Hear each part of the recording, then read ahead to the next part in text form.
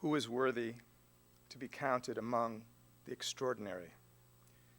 One who lives with integrity, does what is right, and recognizes the truth. Whose tongue utters no slander, who does others no evil, who cherishes others who behave honorably.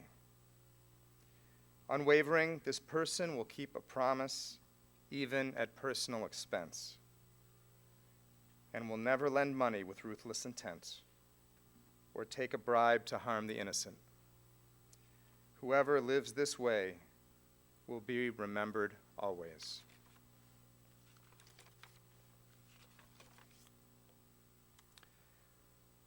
The dust returns to the earth as it was, and the mind falls back to its divine source.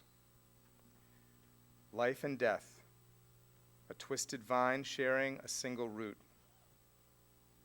A water bright green stretching to top a twisted yellow, only to wither itself as another green unfolds overhead. One leaf atop another, yet under the next, a vibrant tapestry of arches and falls, all in the act of becoming. Death is the passing of life, and life is the stringing together of so many little passings.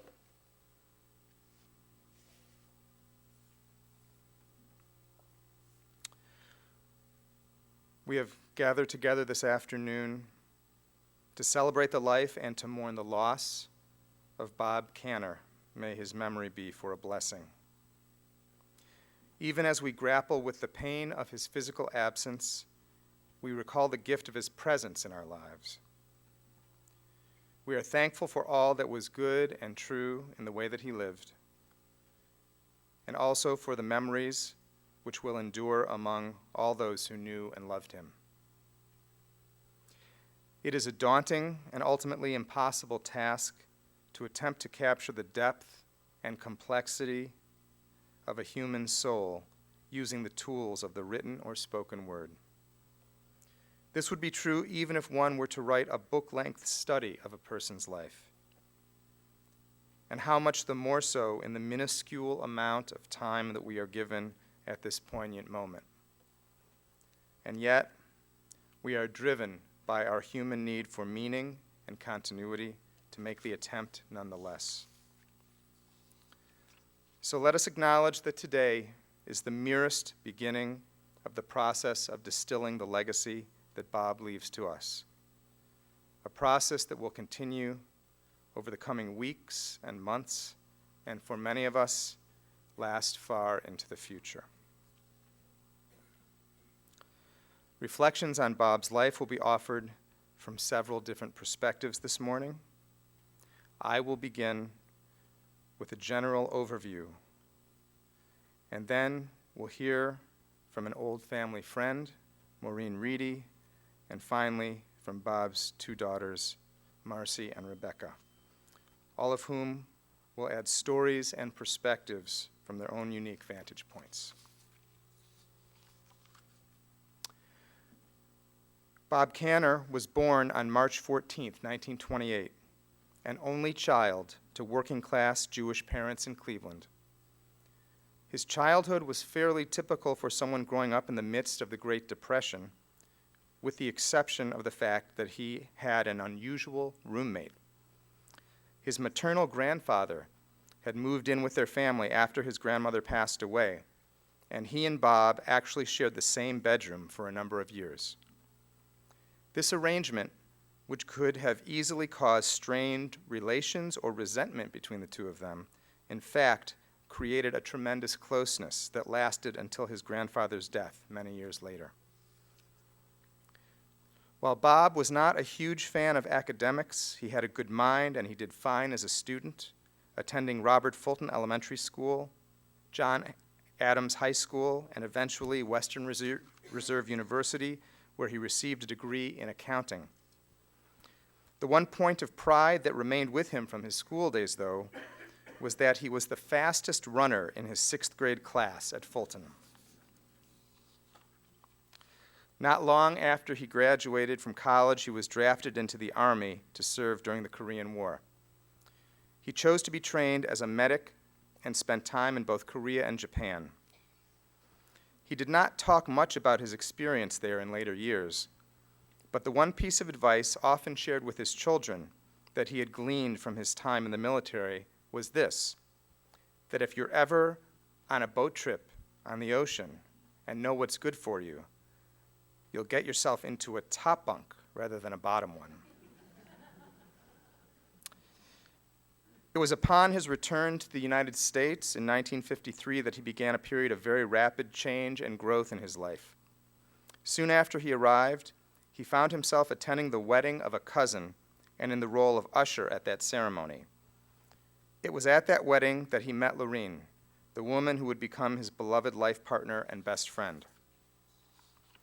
Lorene, for her part, had resisted her family's encouragement to attend the ceremony, but finally relented when she was told a fine, young, and available man named Bob Canner, just back from military service, was going to be there as well. As soon as Bob and Lorene were introduced to one another, the sparks were immediate. Even though Bob had to leave the wedding a bit early to drive his beloved grandfather to catch a train, that was the first leg of his grandfather's trip to Israel, the connection between the two young people had been solidly established. It was less than a year from that night that the two of them were married in December of 1953, and by the end of that decade, they had welcomed their 3 children into their lives: Marcy in 1955, Rebecca in 1957, and Stephen in 1959. Bob loved being a husband and a father, and the years of raising the kids with Lorene were good ones. Bob saw one of his most important roles as being the breadwinner of the family, and he worked very hard. He had gotten a position with a local accounting firm soon after he and Lorene were married, and he was able to remain with that same firm for the entirety of his professional career, eventually rising to the level of partner by the time of his retirement in 1980. But in those early years, life was economically more challenging for the Canner family. They initially lived in Cleveland proper and made do with one car. But in the mid-1960s, they were able to move out to University Heights, where the 3 kids had the bulk of their education take place and where they remained for almost 2 decades. While things overall were good during this period, there were also some challenges. One of these was a series of significant health issues that Bob was confronted with from the mid-1960s until the early 1970s. He was hospitalized several times in these years. The first time it happened was actually right around when Rebecca was born at Mount Sinai Hospital. But Bob was able to visit his new daughter as he was a patient in the same hospital and merely had to find his way from his room to the maternity ward. The next time they faced this situation, he and Lorene were able to protect the children from worry by having him hospitalized while all 3 were attending Camp Wise over the summer. On another occasion, though, it was impossible to shield them from knowing because his hospitalization took place in the weeks leading up to Rebecca's bat mitzvah ceremony. For a while, it looked as if they would have to move the ceremony to the hospital, but in the end, Bob was able, with the help of a wheelchair, to make it to Fairmount Temple and attend the ceremony in person. After Bob retired in 1980, he and Lorene were able to pursue many of the things they loved to do, with traveling being at the top of that list. They were able to take some wonderful trips abroad to the Far East, to Europe, and to Israel, and they also did a fair amount of travel around the U.S. Lorene used to joke that as a Glenville grad, it was her interest in culture that provided the impetus for much of their travel. But she would always be quick to add that Bob had been able to keep up with her pretty well, despite his roots as a John Adams student.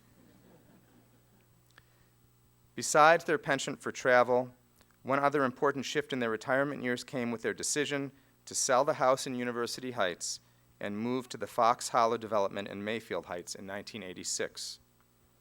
They were both delighted to leave behind much of the upkeep associated with home ownership and to be living in a beautiful new construction, complete with great new neighbors all around them. While Lorene had been the social coordinator for the family during the years when Bob was more focused on work and livelihood, that all changed with retirement. Bob was actually quite a social butterfly in his own right, and he was able to pursue many of his own interests, along with the plans that Lorene continued to make. He joined the men's group at the JCC, which in turn led to a regular poker game at the same location, as well as regular lunch outings with a collection of other men from the men's group, most often at Nordstrom's, where they got a kick out of ordering off the children's menu and saved a few dollars as well. In general, the cultivation of friendships was quite important to both Bob and Lorene, perhaps in part because they were both only children. And so there was a way in which friends were also like family for them. That was especially true of the three other couples that together with them formed the group they called the Four Seasons, and with whom they traveled and celebrated many years of Jewish holidays and family milestones. Bob was also remarkable for his ability to stay connected with friends that he had met at every stage of his life, going back as far as his elementary school days. This ability can in large part be attributed to the fact that he was simply a very kind human being. Everyone who knew him liked him, and there was no one that he was not able to strike up a conversation with. Poker at the JCC was not just a random activity for Bob. Games of chance were actually something he quite enjoyed. He was a fan of both poker and blackjack, and he took opportunities to play whenever he had the chance. As this was not so much Lorene's idea of fun, Bob did not play all that much during the course of their marriage. After Lorene's passing, though, it became for Bob an important part of how he found enjoyment in life. He would frequently take day trips to casinos in places like Niagara Falls, and he was quite pleased when the voters of the state of Ohio finally passed the referendum that allowed casinos to be built here. He was a regular at the Horseshoe downtown after it opened, and he would often go down on the Rapid to spend an evening there. There were times when his children worried about his whereabouts, when it got to be late and he wasn't home, and they would call each other trying to figure out where he was. But Bob was not so appreciative of his kids checking up on him in this way. Part of what attracted Bob to card games was the fact that he had a great mind for numbers, and he could keep track of which cards had been played and which ones were still in circulation, with the best of them. In fact, he had one particular card trick that he liked to do, which made use of his skill with numbers. He would hold out a deck of cards to you and ask you to choose one and hold on to it, and he would then accurately tell you which card you were holding. He would do this by going through the remaining 51 cards 2 times very quickly. The first time, he would add up in his head the total of these 51 cards in order to figure out the numerical value of the card that you were holding. And the second time, he would count how many cards were in each suit in order to see which one was lacking. Over the years, there were many who were impressed and entertained with this demonstration of card magic. Another arena of activity that was near and dear to Bob's heart was professional sports, especially the kind that involved teams from Cleveland. From the time he was a child, he had been able to get tickets to see the Cleveland Indians through a co-worker of his father's, or the Cleveland Barons because of his own work at the Cleveland Arena. And his love of Cleveland sports only deepened over the course of his life and became an important legacy that he passed on to his children. His enjoyment of watching these games came from both the drama of the competition, but also from his appreciation of the statistical complexities of the game, the understanding of which his talent for math was well suited to. When it came to his Jewish identity, Bob's life was a complex mix of connection and ambivalence, similar to many others in his generation. He had grown up in an Orthodox-identified home where his parents kept kosher and attended Warrensville Center Synagogue. And accordingly, he attended religious school and was trained for his bar mitzvah ceremony. However, as an adult, the formal aspects of Jewish observance were not so compelling to him. Still, he made sure that his own children received a solid Jewish education, and along with Lorene, put much effort into their family celebration of the Jewish holidays. He also chose, when each of his parents passed away, to say Kaddish for both for an entire year, and he made a commitment to attend Shabbat services every year on the weeks that commemorated their respective yortzites. When Bob lost Lorene several years ago, that was a profoundly difficult experience for him. In order to find a way to continue living his life, he relied heavily on his circle of friends and also on the love and support of his immediate family, his 3 grown children with whom he was deeply connected, and also his 2 newer family members, his daughter-in-law Carly, whom Stephen had married in 2004, and their daughter Mira, whose arrival in the world had made Bob and Lorene grandparents. Bob and Lorene welcomed Carly into the family as one of their own, and they could not have been more delighted to be Mira's grandparents. And together, all 5 of them, Mira, Carly, Stephen, Rebecca, and Marcy, played important roles in keeping Bob engaged with life in the aftermath of losing his life partner.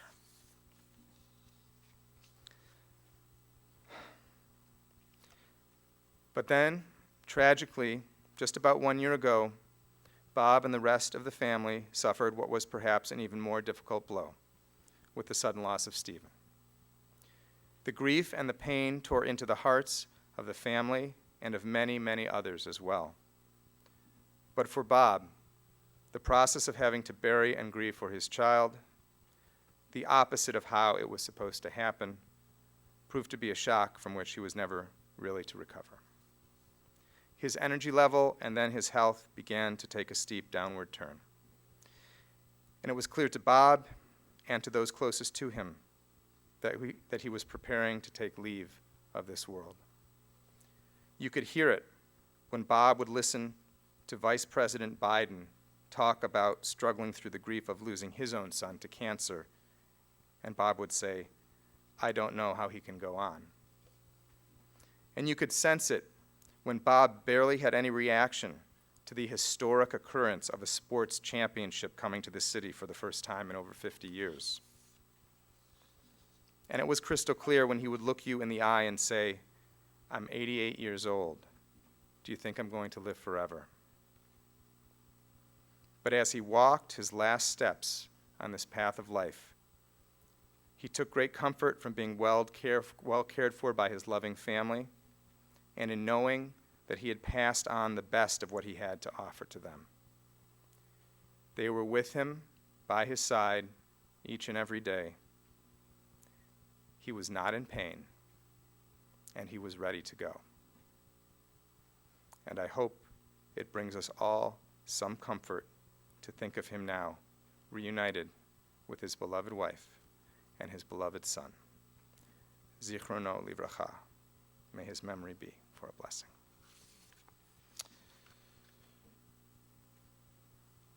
At this time, I'd like to invite Maureen to come forward to share some words.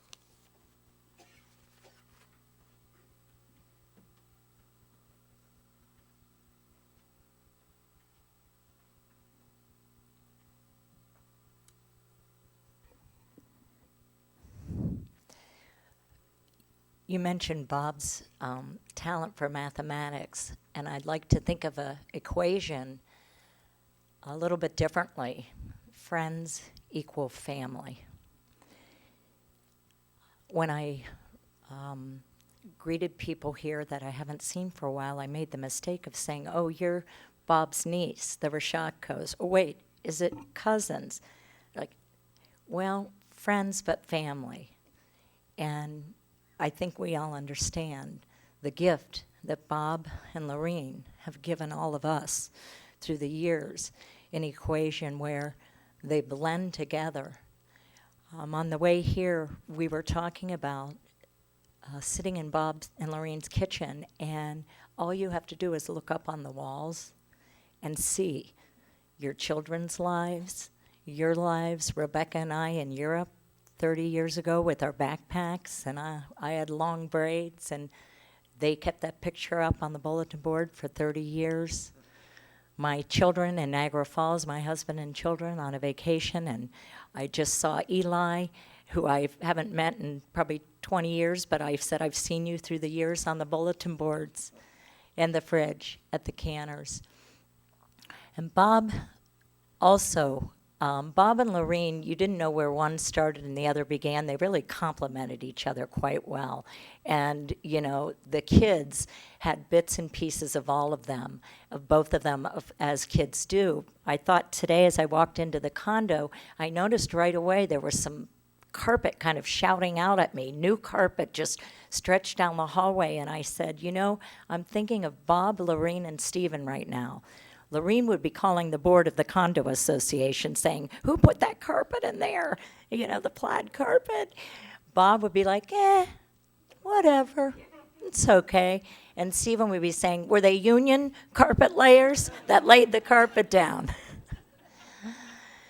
And, you know, I was blessed to be part of Bob and Lorene and Marcy and Stephen, like brothers and sisters and friends through the decades. I was also blessed to see the incredible, beautiful Long Goodbye as a visitor amongst many of you in with Bob the last few months. Not only were they together in a beautiful, beautiful space with the doors, Lake Erie glinting and the flowers beyond, but the beauty that lied within, and Rebecca, Marcy, Carly, and Mira coming every day to, number one, hug, love, but also to feed, to gently prod Bob to eat and drink, to listen to every word. Just when he was the quietest, and I might say something like, I think the Indians are in first place ahead by 7 games, and you thought Bob was asleep, he'd hold up a hand. 5 games, not 7. He was right there with us. It was a beautiful gift and a beautiful goodbye. And Bob will be in our hearts forever. And last year at this time, we stood here, and I remember looking at the tree above the casket for Stephen. And I like to think that the roots of that tree, Bob and Lorene, the leaves, you know, Stephen, Marcy, Rebecca, the Garden of Friends, that there's a big reunion happening right now with mother, father, son. And we'll always hold the Canners in our hearts and the gift of their love and friendship with us always.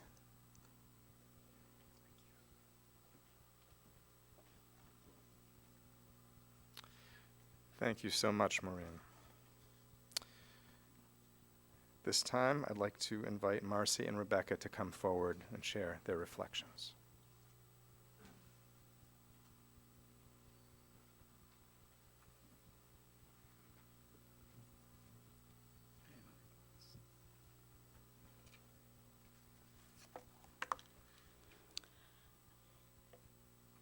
My dad was a mensch. He was a mensch's mensch. He really fit the dictionary definition, a truly good person, an upstanding, worthy, honorable person. Plus, he was really, really funny. As many people have been reminding me, our memories give us strength and comfort. So I want to share a few memories of my father from a lifetime of memories. He gave me my first job, sorting checks from his firm, paying me 50 cents a bundle. It was harder than it sounds, but it was fun too. Now, years later, in 1986, my father and I took a week off from our jobs. I had advanced from sorting checks at this point to writing motor vehicle regulations for the EPA. During that week, we joined my brother, Stephen, and he was on the Great Peace March for Global Nuclear Disarmament. And we drove, my sister and my mother drove us to Warren, Ohio, where Pete Seeger did an intimate concert for the marchers. And then we marched from Warren to Pittsburgh, about 15 miles a day. We shared my tent, and I had bought Thermarest, so the ground wouldn't be quite so hard. And the first night, my dad and I went to sleep when it was getting dark, and it was around 10 p.m. Well, after sleeping somewhat fitfully, my dad woke up. He asked me what time it was, thinking it was almost dawn, only to learn that it was 11 p.m. Now, my dad hated camping, but he camped and walked for a week because he loved his children and he supported us in everything we did. In 1988, Marcy, Stephen, and I gave him a very unusual 60th birthday present. A trip with us to Las Vegas and the nuclear test site where there were demonstrations happening. This was the perfect present for him, doing 3 of the things that he loved: getting to gamble, being an activist for nuclear disarmament, and most importantly, being with his children. At the Las Vegas hotel the first night, Marcy and I went to sleep, leaving my father at the blackjack table. We're not sure when he went to bed or what his winnings or losings were, but the next morning, we had to get our rental car and head out to the test site. And we walked through the hotel, and of course, he had to stop at a roulette table and squeeze in a little bit more gambling. But the most important, exciting part of the birthday celebration, and the most meaningful part, was my father's first arrest. As he crossed the line with hundreds of others onto the nuclear test site. Now, anyone who knew Bob, as we've heard, knew he was a huge sports fan. He gave me my love of sports, all kinds of sports. Now, I never became quite the expert he was. I don't know many people who could be, especially his focus on all sports Cleveland. And in addition to professional sports, as I heard today, that he would go to the games, high school games of children of friends of his. So he loved all kinds of sports. But while I wasn't the expert he was, I certainly read the sports section, and I have a wide interest in all kinds of sports. And this past week, the TV in his room at hospice was turned on to the Olympics as I sat by his bed. For his 80th birthday, he and I drove to Florida to see the Indians at spring training at Winter Haven, and it was their last season in Florida. So we went to a couple of Indians games, and we also drove to Lakeland to see the Tigers. At Winter Haven, he ran the bases after the game when they had all the seniors out there. We saw Bob Feller. And as we drove to Florida, we even listened to a recorded book by David Halberstam about the Red Sox. And he would be driving, and the author would be reading, and all of a sudden he'd stop and fill in the details as it pertained to Cleveland that Halberstam had left out. Now, my father had an incredible mind for all details about sports. He could give a play-by-play for a game that happened years before. But our trip to Florida was not just about sports. It was also about friends and family, which my father always held dear. We stopped in North Carolina to visit friends. We stayed with my father's cousins in southern Florida, and we also got to go to a John Adams gathering where I met some of my father's high school friends. One more memory. In 2001, I was in Cleveland to visit my mother as she rehabbed from knee surgery before I headed to Columbus, Georgia for my federal trial for participating in nonviolent civil disobedience, protesting the School of the Americas. Now, my mother was quite nervous about the idea that I might be sentenced to prison time. But my father had a completely different view, one that he didn't express in front of Lorraine. He thought a prison term might be a great new adventure for me. In 1987, Stephen and I spent 12 days in the Brevard County Jail for trying to prevent the testing of the Trident nuclear missile at Cape Canaveral. And while in jail, I learned how to make origami peace grains. I brought one in today that I made at hospice. And this is something that over the years, have been somewhat obsessive about. So when he said goodbye to me in 2001, before my trial, he told me that if I did get prison time, maybe I'd pick up a new skill, like I learned origami. And that was classic Bob, funny and totally supportive in all I and Marcy and Stephen did. The gift of unconditional love is one of the greatest gifts a parent can give. I feel so grateful to have received it and to have returned that love to my father always, but especially in his final moments. Nothing was left unsaid, and as my father took his last breath, I had no regrets. As with my mother and brother, my father will live on in my heart and memories. Now, this has been a huge year of loss for our family. Our hearts are still broken and hurting from Stephen's death of just last August. And my father felt that loss immensely. But through these sad and tough times, Marcy, Carly, Mira, and I have had our spirits raised and felt the love and comfort and support of the caring, loving community my parents had around them and that we have built on and surround ourselves with too. So I want to thank you all.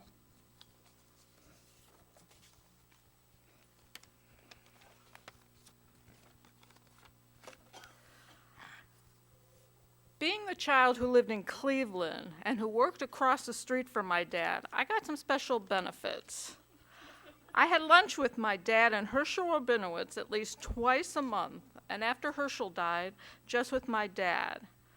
When it was just with my dad, we usually went by car, and there had to be free parking. Amazingly, we just about always made it back in an hour, because that was my lunchtime. One time, we had a coupon for Hooters in the Flats, and I said, "Dad, I'm not going there." And he said, "Why not?" He had no idea what Hooters was. His knowledge of popular culture was somewhat lacking. If they didn't write about it in the Wall Street Journal, the paper he got at the time, he didn't know about it. But we did have lunch there because a coupon is a coupon. And as everyone has mentioned, the rabbi and Maureen and my sister, he was a real sports fanatic. And another one of the Cleveland things we did together was go to the Cleveland State basketball games in the old Woodling gym and in the Convocation Center. Even though I was a kid who knew and cared the least about sports, he was stuck with me because I was the only one here. And the type of dad he was, when he got me a job at one of his clients for college vacations, I took the bus there and got a ride home. But before I started, he drove the entire bus route with me so I would know where I was going. And that was the type of father and person he was. I always felt loved and wanted and protected. And he would do anything for his family. And he always loved and supported us unconditionally. So that's so thank you.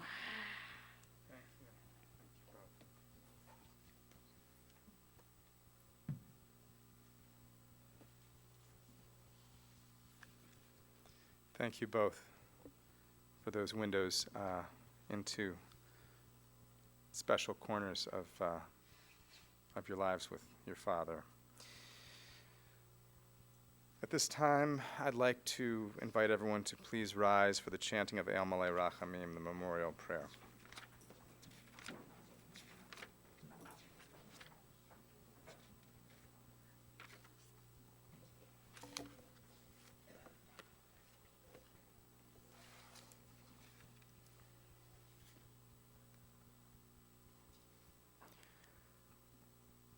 El Malei Rachamim Shochen Bamromim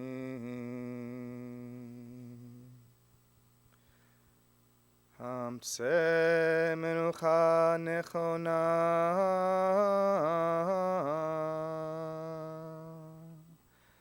Tachat Kanfei HaShechina B'malot kedoshim utehorim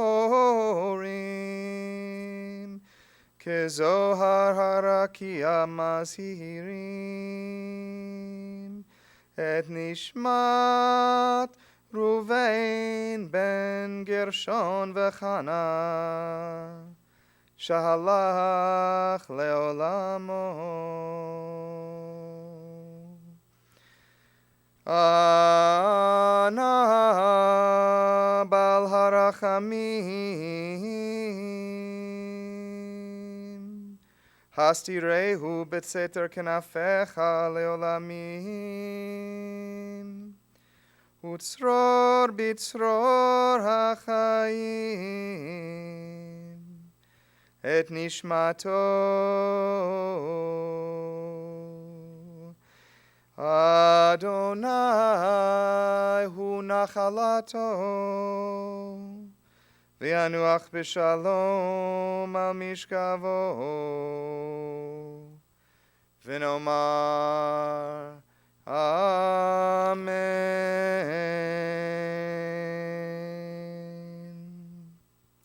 God filled with mercy, dwelling in the heavens' heights, bring proper rest beneath the wings of your Shekhinah, your divine presence, amid the ranks of the holy and the pure, illuminating like the brilliance of the skies the soul of Bob Canner, who has gone to his eternal place of rest.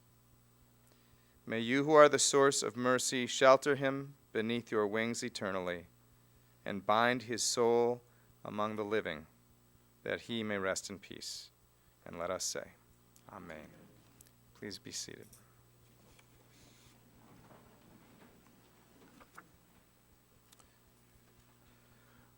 We'll proceed from here to burial at the Mount Olive Cemetery.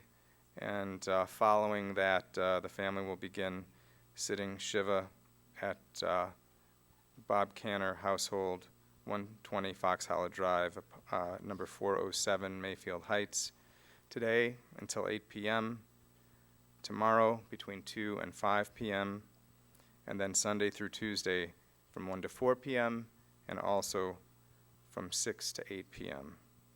Those who would like to contribute in Bob's memory are welcome to contribute to WVIZ PBS Idea Stream or to the Hand in Hand Center for Jewish Arab Education in Israel.